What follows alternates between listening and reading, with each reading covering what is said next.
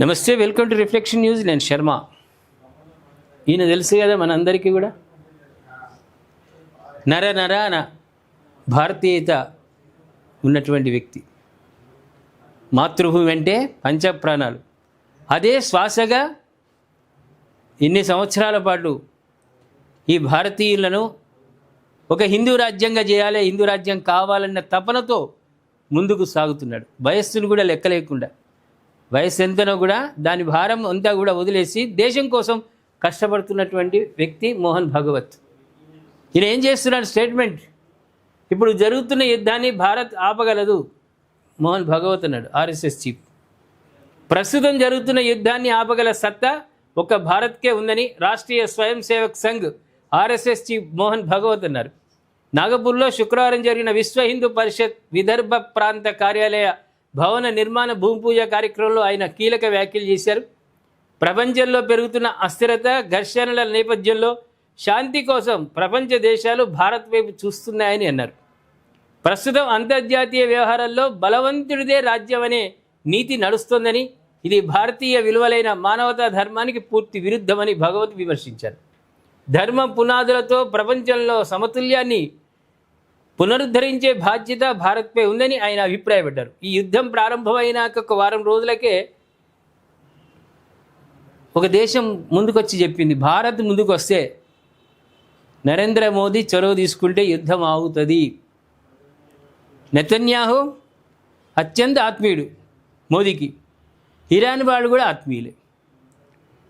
ఇక ట్రంప్ విషయం ఆ దేశ ప్రజలకే తెలియదు. వాడు ఎప్పుడు ఏం మాట్లాడతాడు, ఏ రూట్లో వెళ్తాడు, ఏం చేస్తాడో దేశ ప్రజలకే తెలియదు. కానీ ఇద్దరు మాత్రం ఈయనకు చాలా సన్నిహితులు కాబట్టి మోదీజీ ముందుకు వస్తే యుద్ధం ఆగుతుంది. కాబట్టి అదే మాట భగవత్ కూడా అన్నాడు. 2000 ఏళ్లుగా అనేక సిద్ధాంతాలు ప్రపంచానికి శాశ్వత శాంతిని అందించడంలో విఫలమయ్యాయని, ఎందుకంటే వాటిలో ఐక్యతాభావం లోపించిందని భగవత్ విశ్లేషించాడు. స్వార్థ ప్రయోజనాలు, ఆధిపత్య కాంక్షే ఆధునిక ఘర్షణలకు ప్రధాన కారణాలని ఆయన పేర్కొన్నాడు. అంతర్జాతీయ పాత్ర పోషించడానికి ముందు దేశం అంతర్గతంగా బలంగా మారాలని భగవత్ పిలుపునిచ్చాడు. వాస్తవానికి కూడా భారతదేశం శాంతి దేశం, సర్వమత సహనం. మన మతానికి ఎవరైనా ఇబ్బంది కలిగిస్తే మనం ఊరుకోం, కానీ కావాలని ఏ మతాన్ని కూడా మనం ఇబ్బందిలోకి గురి చేయం. ప్రపంచంతో అనుకూలంగా ఉన్నాం, ఐక్యతతో ఉండాలి అని పిలుపునిచ్చేవాళ్ళం, శాంతియుతంగా ఉండాలని పిలుపునిచ్చేటువంటి దేశం. విశ్వగురువుగా మారుతున్న నరేంద్ర మోదీ మొదటి సిద్ధాంతం ఆయన అదే ఆచరణ పెడుతున్నాడు. కాబట్టి ప్రపంచాన్ని శాంతిని కోరుతున్నటువంటి భారతదేశం, అందులో మోదీజీ ఆయన ముందుకు వస్తే ఖచ్చితంగా యుద్ధం ఆగుతుంది. దాంట్లో రెండవ విషయం లేదు. ప్రేక్షకులు ఏమంటారు మరి? మోహన్ భాగవత్ చేసినటువంటి కామెంట్ సమర్థిస్తారా, వ్యతిరేకిస్తారా? మీ కామెంట్ రూపంలో మాకు తెలియజేయండి. సబ్స్క్రైబ్ చేసుకోండి, షేర్ చేయండి.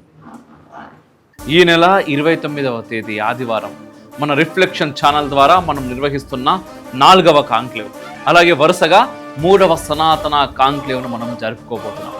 గత 2 సంవత్సరాలుగా మనం నిర్వహించిన కాంక్లేవ్స్ ఏ స్థాయిలో జరిగాయో మీ అందరికీ తెలుసు. అద్భుతమైన వక్తలు, వివిధ అంశాల మీద లోతైన చర్చలు, వీటన్నిటిని మించి సనాతన అవార్డ్స్ పేరుతో క్షేత్ర స్థాయిలో నిశ్శబ్దంగా ధర్మం కోసం పనిచేస్తున్న వీరులను మనం గౌరవించుకున్నాం. ఇంకా వైభవంగా ఈ కార్యక్రమాన్ని మనం నిర్వహించుకోబోతున్నాం. మనం చేస్తున్న ఈ భారీ కార్యక్రమాలకు ఖచ్చితంగా ఆర్థిక వనరుల అవసరం ఉంటుంది.